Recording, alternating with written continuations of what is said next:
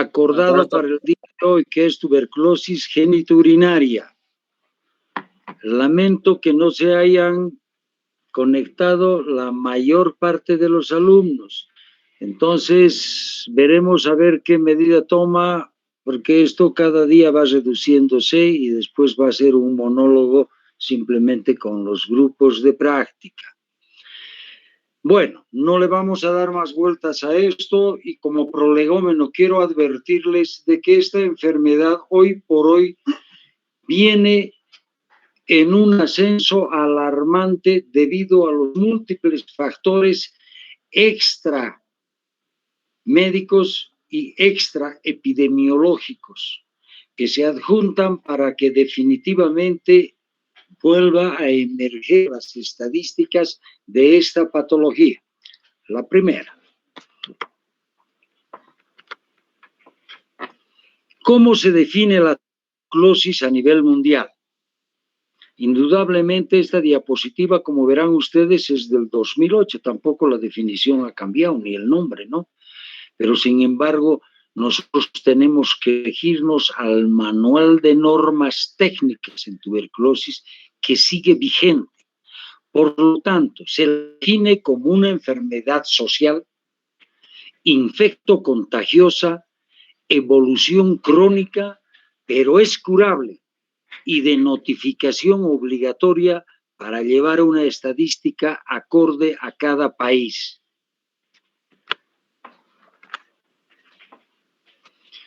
Referente a la historia de esta patología, hay reportes desde hace 2400 años antes de Cristo de la existencia de la misma.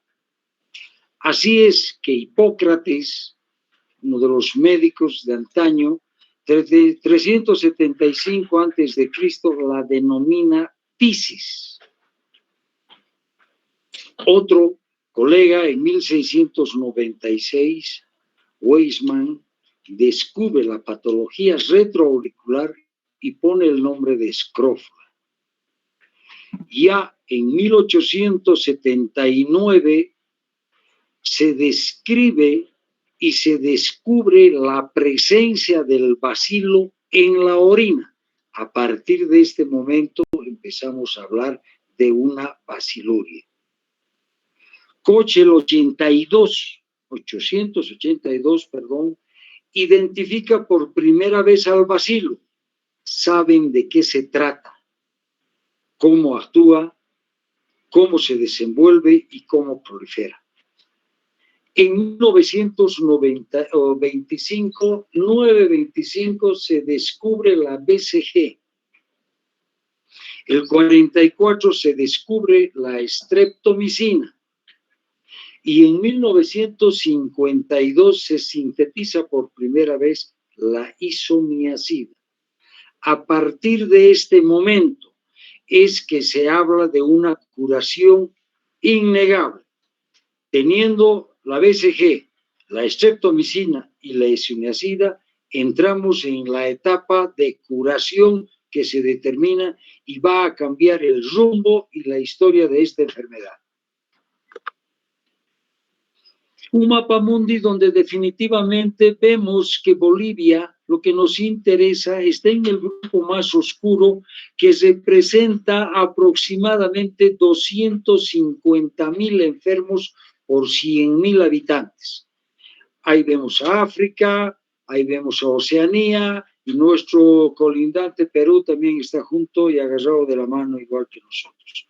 Por lo tanto, estamos en el grupo etario de gran incidencia en este mapamundi que es muy sugestivo.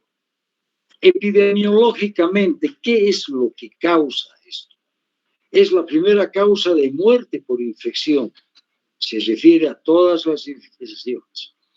Mata más gente cada año que el SIDA, la diarrea en infantiles, malaria y lepra juntos. Quiere decir que definitivamente sigue vigente la alta incidencia de este patógeno y de esta enfermedad. La Organización Mundial de la Salud la declara como emergencia global.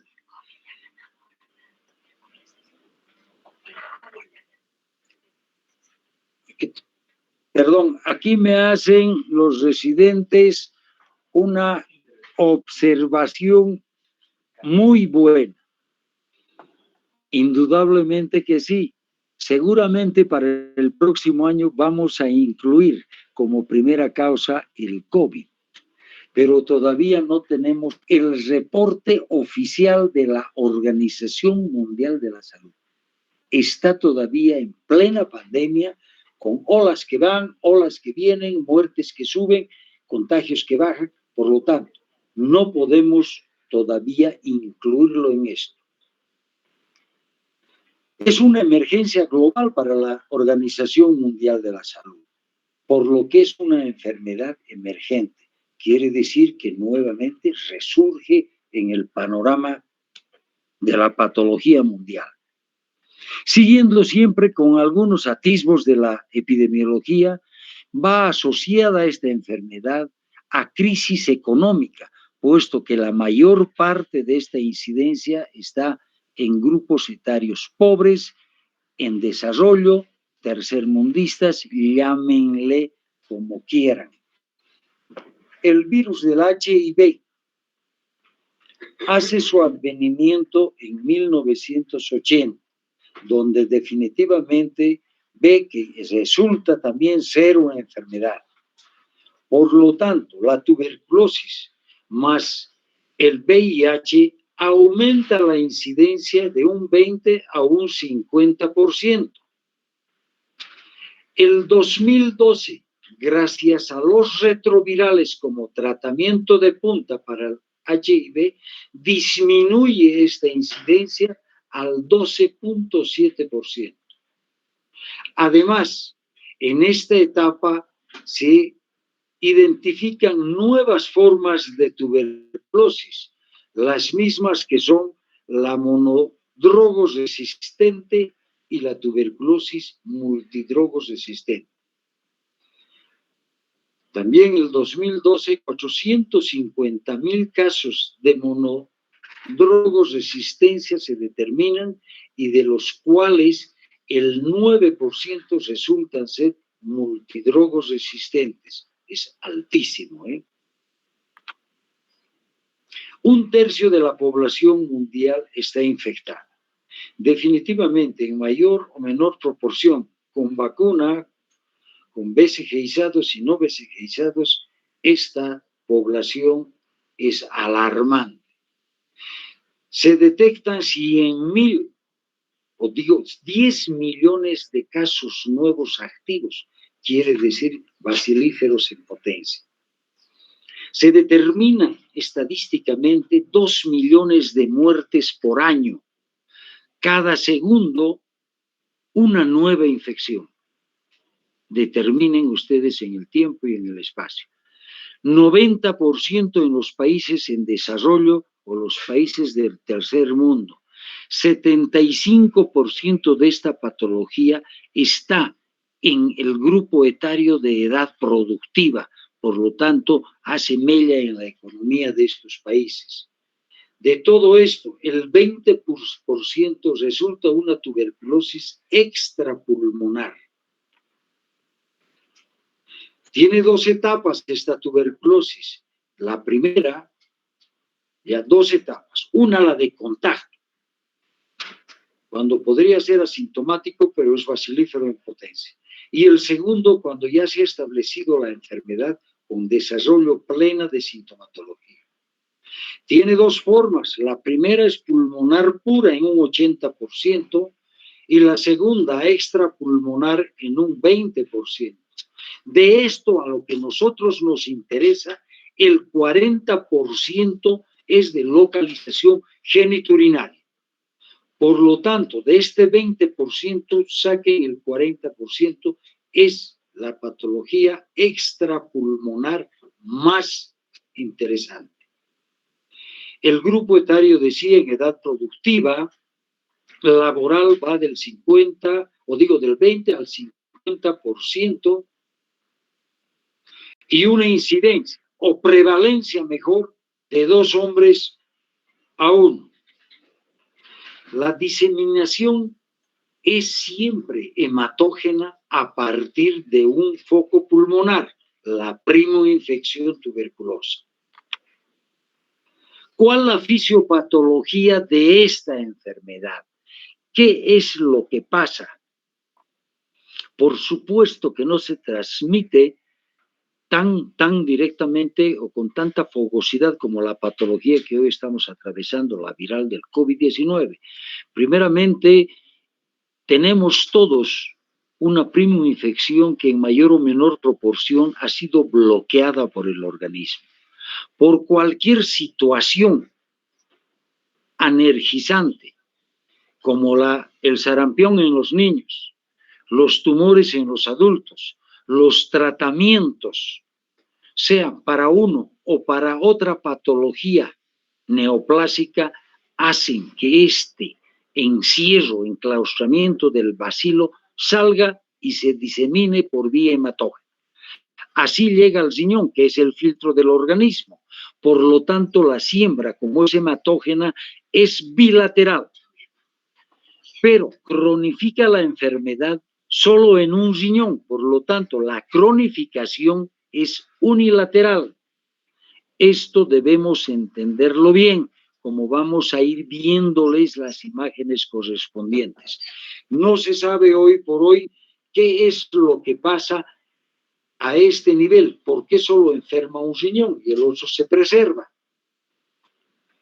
Entonces inicia a nivel medular, en la región medular, produce necrosis de las papilas y de esta forma llegan al sistema pielocalicial.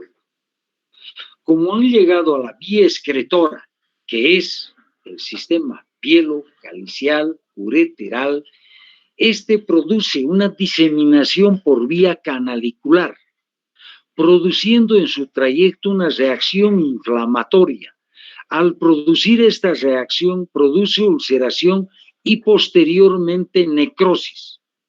Una fibrosis cicatricial que es el modus operandi de cualquier curación ha de determinar una estenosis a nivel.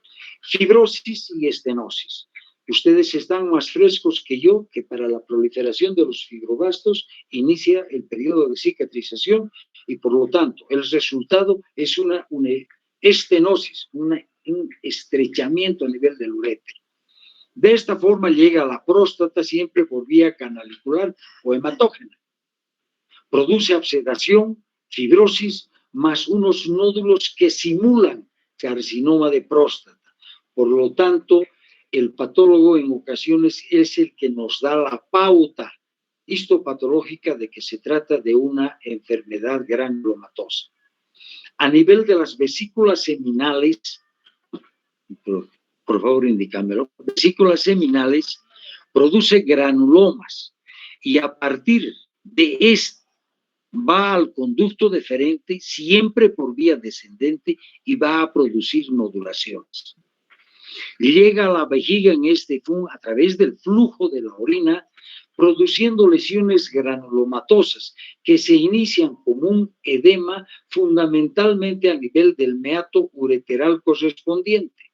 Al producir el mismo sistema de ulceración, necrosis, fibrosis cicatricial y como no puede producir una estenosis por tratarse de un órgano hueco y grande, reducen la capacidad por fibrosis cicatricial. Uno de los signos radiológicos de esto es, como veremos más adelante, una vejiga pequeña. En este afán llega al epidídimo, siempre por vía retrógrada.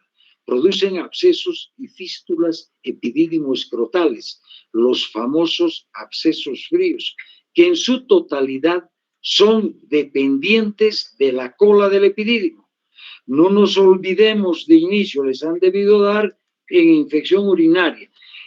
La cabeza del epidídimo es subsidiaria o sinónimo de infección bacteriana. El cuerpo viral y la cola bacilar. La siguiente. ¿Cuál es el agente etiológico de esta enfermedad?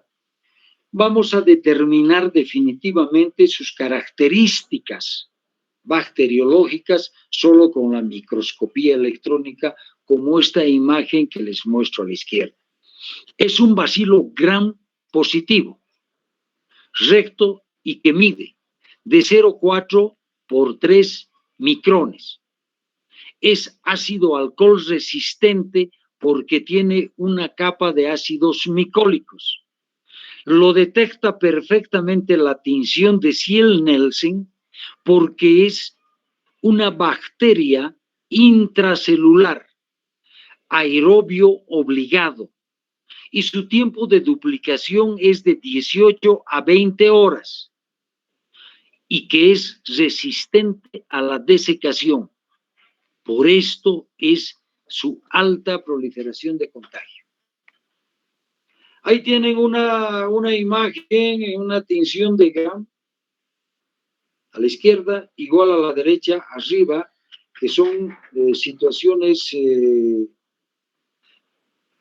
son los clásicos bastoncitos que se van y que se determinan perfectamente. Los de abajo ya son de microscopía electrónica, donde pueden verse perfectamente que van en pares. Oh, ¿qué pasó? Perdón, ha habido un pequeño desfase, pero continuamos. Esta bacteria, ¿por qué hace todas estas situaciones? Que es resistente a la desecación, que es aerobio obligado, intracelular, porque tiene 3 capas celulares. Su pared consta de 3 capas. La capa interna, moderadamente electrón densa, compuesta por el péptido glicano, es similar a la de otras bacterias, con similares condiciones. En cambio, la capa media, que es más ancha que la anterior, es electrón transparente, compuesta por el polisacárido, el arabino galactano, cuyos extremos distales están esterificados con ácidos grasos de alto peso molecular, los ácidos micólicos que anteriormente habíamos mencionado, de tamaño y estructuras únicas para las micobacterias, de 70 a 90 átomos de carbono.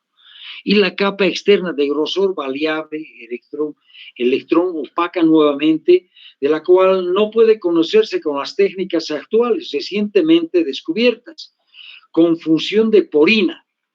Estas últimas encontradas en bajo número, lo que está de acuerdo con la baja permeabilidad de las micobacterias a las moléculas hidrofílicas.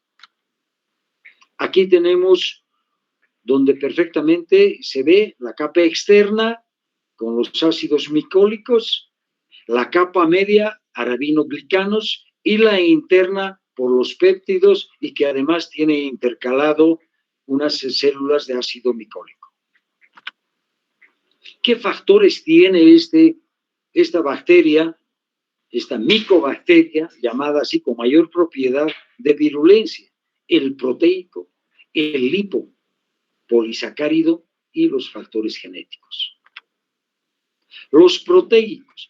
Esto aparentemente ya se había discutido un poquito en el departamento si era necesario darles esto. Indudablemente resulta engorroso, resulta hasta difícil de leer, pero sin embargo, como vamos a ver más adelante, esto tiene un asidero fundamentalmente en lo que refiere el descubrimiento de las futuras vacunas para esto. La proteína HCPX, importante elemento controlador de la latencia del micobacterio. La sobreexpresión de la misma inhibe el crecimiento del microorganismo. La proteína OMPA, la familia de las porinas, da una respuesta bacteriana frente a las condiciones de un pH ácido.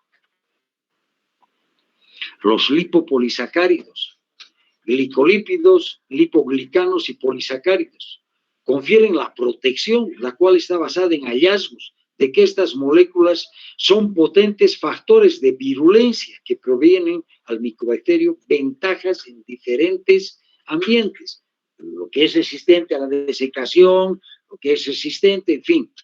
En cambio, los lipo, arabino, manano y el fosfatidil inositol manóxidos contribuyen a la evasión del micobacterio a la respuesta inmune del huésped, debido a que ambas moléculas participan en la inhibición de la activación de los macrófagos infectados, lo que quiere decir que estos descubrimientos de la ingeniería genética nos están advirtiendo que estas capas es que hacen tan difícil primero su identificación y después su tratamiento. Por lo tanto, yo creo que es imprescindible conocerlas. Los factores genéticos. En esto se está hoy por hoy dando mucho hincapié y estudio a este gen, el PHOP. Regula funciones esenciales requeridas para la virulencia y persistencia del micobacterio en tuberculosis, por lo que se destaca su potencial aplicación como candidato vacunal contra la tuberculosis. Por eso es que los hemos puesto para que ustedes tengan una idea somera de dónde se está yendo a profundizar más para la vacuna. Después de conocer el agente etiológico, nos queda ojear un poco de lo que significa la clínica, su presentación y todo aquello. Lamentablemente la clínica es totalmente inespecífica, insidiosa y de evolución crónica. La sintomatología miccional a la que nosotros vamos y nos interesa se traduce en una microhematuria en más del 50%. En cambio, una macrohematuria solo en el 10%. Al mismo tiempo, en un general de orina vamos a hallar una piuria estéril, que son leucocitos acumulados en más del 90%. Los urocultivos que acompañan esto indudablemente van a reportar negativos porque no hay bacterias patógenas. La evolución crónica de todo esto llega a la anulación funcional de una unidad renal. Manifestaciones generales mencionadas solo en el 50% se presentan. No quiero que me estén mezclando la tuberculosis pulmonar con la tuberculosis genitourinaria. A partir de ahora de la sintomatología ya nos estamos dirigiendo no a la parte general, sino a la parte específica a la que estamos yendo. Tiene manifestaciones renales, tiene manifestaciones vesicales y manifestaciones genitales. ¿Cuáles son las manifestaciones urológicas que a grueso modo debemos saber? A nivel suprarrenal se produce una insuficiencia suprarrenal, que está traducida por ¿qué? A ver, un alumno.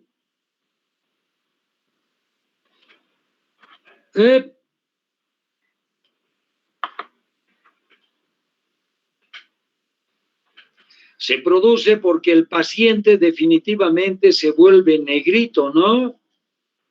Y eso se llama enfermedad de Addison, insuficiencia suprarrenal crónica. A nivel del riñón, ha de producir una hematuria macro o micro, una piuria estéril, y empieza a haber una dilatación, puede llegar a la insuficiencia renal, a calcificaciones, como vamos a ver más adelante. El uréter, hemos dicho, produce por procesos de cicatrización una estenosis. En la vejiga va a suscitarse primeramente una estenosis a nivel urétero-vesical, también del tracto urinario, producen una contractura, por lo tanto se achica la vejiga. La próstata y uretra, una uretritis inespecífica, va a haber úlceras, estenosis, porque es un órgano hueco, y una prostatitis por vecindad. En el aparato reproductor, una epididimitis, que unos la llaman en rosario, otros la llaman, nosotros vamos a decir epididimitis segmentaria. Cicatriz y por lo tanto atrofia. En el pene produce úlceras, estrecheces y a nivel del escroto, masa, absceso, granuloma y fístula. Esto es importante porque es la carta de presentación casi en los jóvenes de nuestro medio y hoy por hoy, a nivel de periné, por donde vaya la fístula, producirá un absceso. La siguiente. Esto es lo que me refería. Esto es una de las imágenes que no a diario, pero con mucha frecuencia vemos en el medio. Prácticamente es una cicatriz de una fístula epidídimo escrotal y abajo tenemos una fístula activa, también epidídimo escrotal. Igual, ya curada, sanada, son los famosos abscesos fríos. ¿Por qué se les llama abscesos fríos? Porque no tienen rubor, calor ni tumefacción, sí. No tienen los cuatro. Entonces, una vez clínicamente sospechoso de todo esto, llegamos al diagnóstico. ¿Y cómo lo vamos a hacer el diagnóstico? Una vez más, repetimos hasta el cansancio, la elaboración de una historia clínica detallada y concisa, donde se ha de hacer mucho tiempo, mucho hincapié en la anamnesis, nos dirá el tiempo de evolución y de este modo reportamos la cronicidad de la infección. En el examen físico vamos a ver lo que acaban de ver ustedes, o vamos a hallar estos famosas cicatrices, fístulas y todo aquello. Un examen de orina, tal cual les he dicho, una piura estéril, es lo fundamental, una leucocitoria con un examen de cultivo negativo. Pasamos a la tinción de Ziel-Nielsen. Verán que definitivamente esto tiene un orden cronológico. Se hace del sedimento y un cultivo. En el sedimento ya nos darán en el Ziel-Nielsen de que definitivamente hay bacilos, pero no nos están diciendo qué tipo de bacilos. Posteriormente vamos a ver.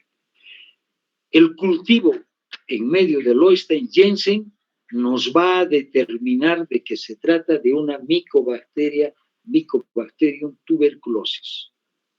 Y hoy por hoy se estila la reacción en cadena de la polimerasa, que es un examen rápido, pero todavía no se ha estandarizado el uso en el medio por el alto costo.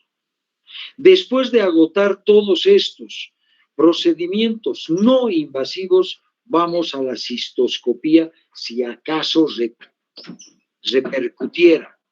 Y en la cistoscopía es que se va a ver esos meatos ureterales, unos abollonados, otros en mijo de pan y otros en úlceras verdaderamente establecidas.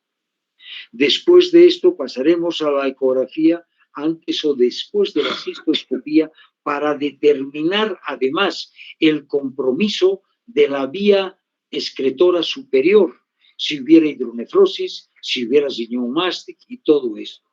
Y para determinar la funcionalidad de las unidades renales, hoy por hoy todavía sigue siendo de utilidad espectacular la urografía excretora, porque determina todo el árbol urinario. Si de esto queremos determinar minuciosidad, iremos a la tomografía axial computada contrastada. Y por último, quien hace el diagnóstico categórico es la histopatología. En tiempos récord, porque los otros también determinan la existencia del bacilo en el organismo. Yendo al laboratorio, el aislamiento en la orina del Mycobacterium es raro. Se requieren más de 10.000 bacilos por mililitro de orina para la detección de estos. La baciloscopía seriada, los VAR, con Kiel-Nielsen no es confiable porque definitivamente nos dan la presencia del Mycobacterium, pero eventualmente pudiera ser Smegmatis o bovis. Para identificar el Mycobacterium bovis se necesita enriquecimientos con ácido pirúvico o con penicilina para borrar definitivamente y ir al cultivo. Los medios moleculares que hoy por hoy están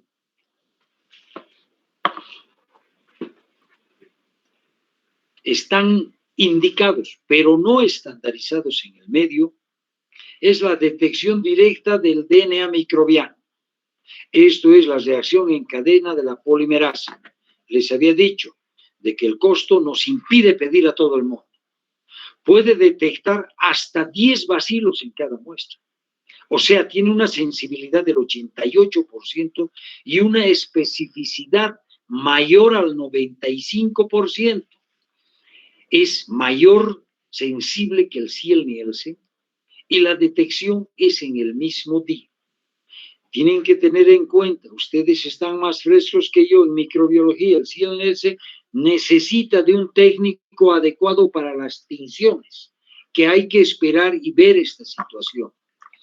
Hoy por hoy, la hibridación de ácidos nucleicos en cultivo producen una sensibilidad y dan una especificidad de casi el 100%. Por lo tanto, este sería el estudio ideal para la determinación y diagnóstico de la tuberculosis genitourinaria. Lamentablemente, todavía no contamos en el medio. El cultivo es un medio sólido convencional, el Lowenstein-Jensen, que la primera lectura se hace a las 4, a las 6 y a las 8 semanas. Tiene una especificidad del 10 al 90%. Hay centros que los realizan y otros centros no. En el medio, todo esto está centralizado en la Escuela Técnica de Salud y es el laboratorio a nivel nacional, el INLASA, que hace que definitivamente se maneje mejor con gente especializada. El método BACTEC, este método intencionalmente introduje esto, aunque hoy en día ya no se hace, pero se hacía en el hospital belga. Es un cultivo radiométrico líquido con sustrato marcado con carbono 14. Este produce CO2 y que mide cuantitativamente. El tiempo siempre es el menor. No se olviden que la lectura final es 8 semanas con el Lowenstein-Jensen. En cambio, 13 días, pues yo creo que valía la pena. Esto es una imagen de nuestro medio, de la Escuela Técnica de Salud. Positivo las 4 muestras. Así es como se produce y se prolifera el Mycobacterium en un medio de Lowenstein-Jensen.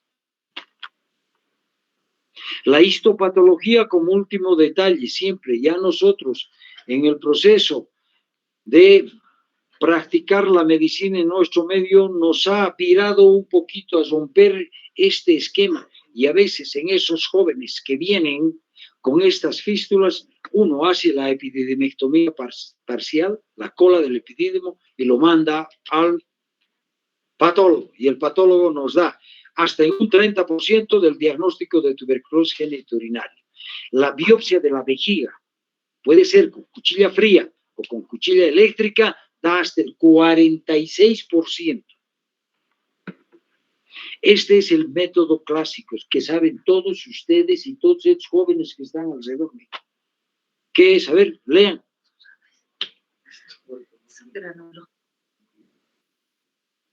Ya saben de memoria desde que era estudiante.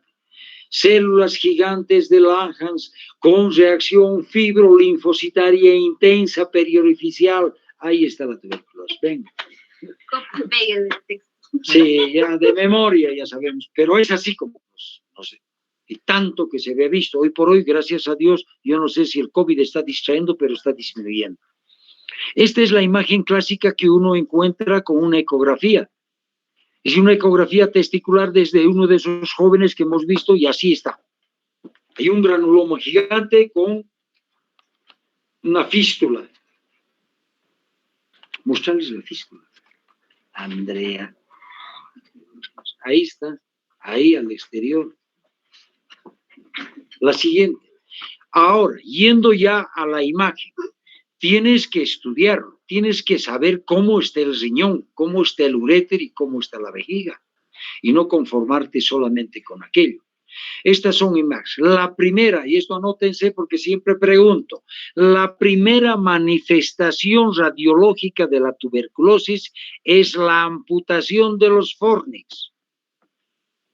Segundo, la otra imagen, la estenosis infundibular, lo que va a producirles en la tercera un cáliz en bola. También tenemos una estenosis a nivel pielo-ureteral.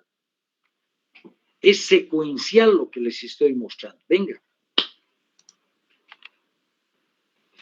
Aquí vemos otra situación. No hay fornix, hay unas estenosis mínimas, pero con acuciosidad uno las ve de los fornix que se están empezando. Esta es una tuberculosis incipiente, pero que ya tiene compromiso renal y ureteral. Aquí ven una estenosis a nivel de tercio medio del uréter izquierdo. ¿Por qué la cronificación de un lado y no de los dos? Sigue siendo un misterio de la evolución natural de esta enfermedad. Aquí, por ejemplo, ya no tenemos el riñón derecho, simplemente tenemos el riñón izquierdo, que con el correr del tiempo se ha hecho un hidrouréter, una hidronefrosis, con una estenosis y un acodamiento a nivel de la unión urétero-piélica, estenosis, estenosis, estenosis y lo fundamental, estenosis a nivel de la vejiga y el uréter. Y lo que esta imagen la conservo, de repente ustedes ya no tengan oportunidad de ver a estos pacientes. Esta es la clásica retracción de la vejiga y que la llaman los libros vejiga en moneda, vejiga pequeña. La siguiente. Ahí tenemos otra situación con una deformación completa del cáliz superior, del medio y del inferior, un uréter fibroso, rectilíneo y con una anulación funcional del lado izquierdo. Igual la vejiga está en camino a ser numular pequeña. Igual son varias imágenes que ven. Lamentablemente la tomografía no nos va a brindar esto. Las planimetrías o las reconstrucciones dejan mucho que desear todavía, pero sin embargo ahí tienen una amputación completa de los fornix, unas estenosis y una rectilínea, un uréter rectilíneo, quiere decir fibroso, que no tiene la movilidad. Igual a la derecha una ureteritis segmentaria, a la izquierda igual, y vejiga en proceso de retracción. Igual. ¿Llama la atención qué cosa, Andrea, en estas?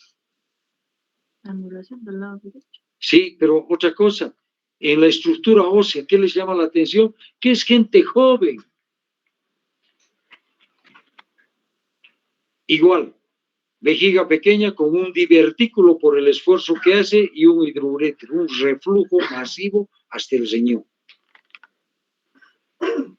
Uréter rectilíneo con estenosis a nivel ureteral y a nivel vesical.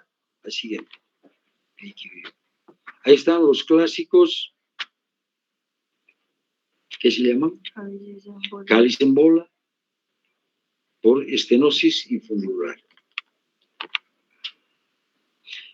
Esta imagen ya no la volveremos a ver, la conservo por eso, es la clásica urografía con ureter rosariado. Es una estenosis ureteral multisegmentaria. La siguiente. Después de la urografía habíamos dicho la tomografía, y es así como se ve. En una placa simple a la izquierda van a ver que solamente hay una fibrosis o una calcificación superficial de un riñón que en su momento ha debido ser mástil. Ahí tienen la confirmación en la tomografía, abajo y arriba, y en la reconstrucción vemos. A estos riñones se las llaman mástil porque son como queso. Se ha llenado de calcio y ha corroído completamente el parénquima renal. Entonces, después de haber agotado esto, vamos a la cistoscopía para ver qué es lo que ha pasado. Siempre se debe realizar bajo sedación y con condiciones de mucho cuidado. ¿Por qué? Porque las vejigas son rígidas, pequeñas, tremendamente dolorosas. Cuando uno ha llenado o concluido el llenado vesical, indudablemente no hay paciente que aguante esto. De paso, siempre se debe realizar una biopsia vesical para descartar carcinoma vesical. Ahí mi residente les va a explicar ahora qué es lo que está viendo.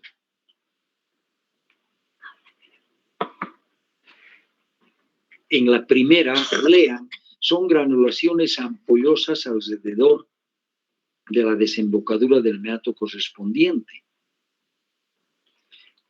La figura número 2 es una úlcera que les había dicho, tuberculosa aguda.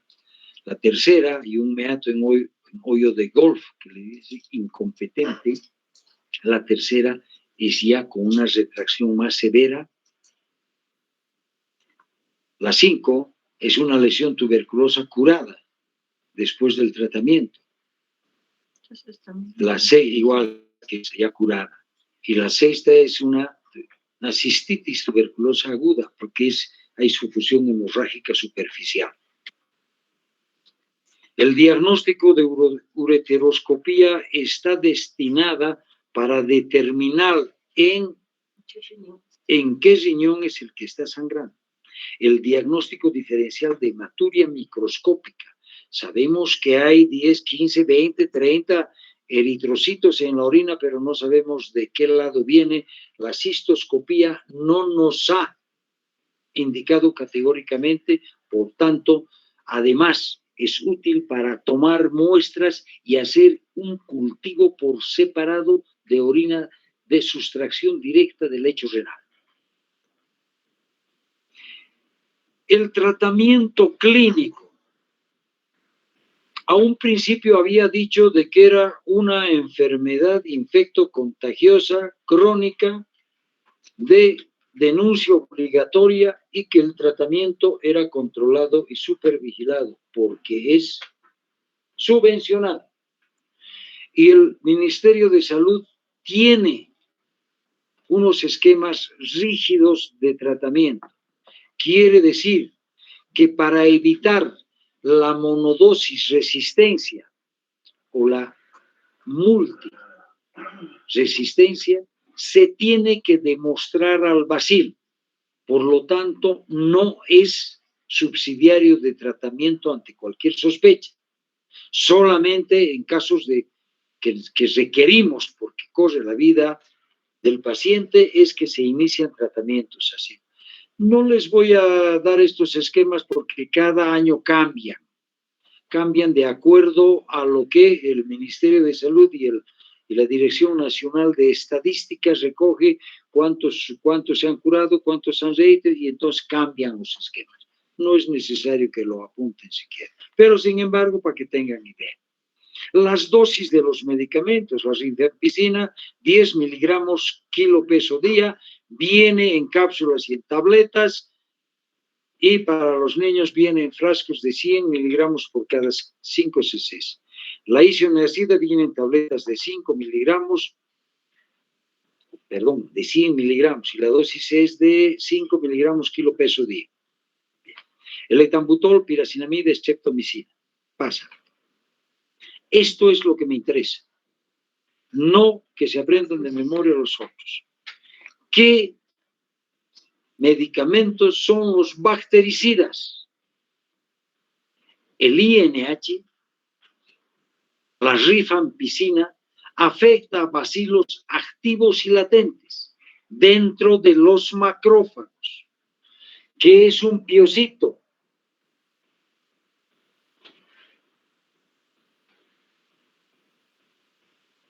¡Ay, la madre de Dios, cómo vamos! Es un macrófago lleno de bacterias que ya los han depositado, por lo tanto entra al rubro de los piocitos. La piracinamida destruye bacterias intracelulares en medio ácido. Esto es fundamental. Veremos más en las recomendaciones. Tienen acción esterilizante. Todos estos son bactericidas que curan, tanto superficial como profundamente. Los bacteriostáticos, el etambutol, la tioacetazona, se usan con bactericidas para prevenir emergencia de cepas resistentes. Podríamos decir de que definitivamente son medicamentos que se guardan porque son de depósito. La monodrogas resistencia y la multidrogos resistencia están siendo estudiados con el gen XPERZT. Detectas resistencia a rifampicina. Esto es el sí, gen expert. Gene expert. Gracias, doctorita. Es que yo soy de provincia. De todas esas situaciones, lo que me interesa es de que ustedes deben saber, hoy por hoy, con qué estamos haciendo el tratamiento de monodrogo y multidrogos resistentes. Esto no les voy a perdonar. ¿Con qué medicamentos se hace? Con quinolonas. Y las quinolonas damos hasta para la caspa. Y pensar que es lo único que nos queda para esto. La siguiente. El tratamiento quirúrgico tiene alta incidencia dentro de la urología, porque las intervenciones que realizamos en este tipo de pacientes son ablativas en el 35%. Quiere decir nefrectomías, ureterectomías y todas aquellas cosas. En cambio, las reconstructivas irán en aquellos riñones solitarios donde nuestra obligación es reconstruir hasta en un 65%. Cuando se habla de una cirugía ablativa, de una exéresis, por milagro y gracias a Dios tenemos 2 riñones, 2 uréteres. Las indicaciones precisas de esto es la basiluria persistente. Siempre van a leer en técnica quirúrgica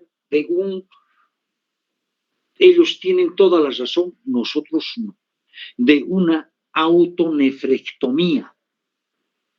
Entonces, esos riñones que no funcionan, se los debe quitar en casos de basiluria persistente, de hematuria persistente o de dolor incoercible.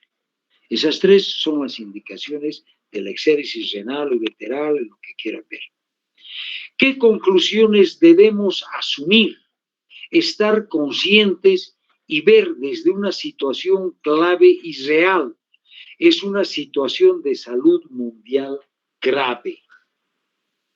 Frecuencia prácticamente desconocida, porque nuestros sistemas de cómputo están no muy bien reglamentados. Los síntomas iniciales son poco orientadores. Síntomas urinarios con enfermedad avanzada ya, los cuales ya podemos ir solo a reparación o exéresis. El diagnóstico de esta patología requiere un alto índice de sospecha. Siempre me recordaré de nuestro amigo, el urólogo fallecido ya, don Iván Morales y Requena, que siempre decía, el cerebro no ve. Los ojos no ven lo que el cerebro Los ojos no ven lo que el cerebro no sabe. Entonces, esto requiere un alto índice de sospecha. Y usted decía, pueden sospechar con el parcial de orina. Hay decir, infección cada vez, síndrome reactivo, cultivo negativo, pero hay piuria estéril, hay leucocituria con abacteriuria. Entonces, esto sí es casi patognomónico de un examen inicial de sospecha. Tiene gran compromiso reparador. les decía, por suerte es un órgano para el Señor, los uréteres y todo aquello, entonces implica que nosotros debemos tener la idea de reparar esta situación. ¿Qué situaciones debemos considerar? Esto, como ustedes, estudiantes de medicina, debieran saber porque ya han rotado infectología y me imagino que tuberculosis les han dado en infectología o en epidemiología, no sé, ¿no? El uso de las quinolonas retrasa el diagnóstico 3 meses, negativiza el cultivo las quinolonas, por eso es que es lo único que tenemos para las multidrogos resistentes. La pieza anatómica después de una cirugía debe enviarse con frasco seco, no con formol. El omeprazol, definitivamente, esto está proscrito. ¿Por qué? Porque disminuye la acidez del estómago y para que se absorban todos los medicamentos de la tuberculosis requiere un medio ácido. Por eso es que en los lugares de suministro les dan con un vaso de jugo de cualquier fruta que amortigue las 9 pepas que son el tratamiento inicial. Cultivo negativo debe realizarse siempre en un síndrome irritativo, cultivo para micobacterias. Bueno, jóvenes, hemos tratado de sintetizar al máximo esto y hacerlos entendible, tardando un poquito, pero lo que me interesa es de que no haya confusión y se lleven una perorata, pero clara y concreta. ¿Preguntas? ¿Ya no hay nadie? Creo que no. Buenas noches, doctor. Con respecto a la evolución, ¿cuánto tiempo debe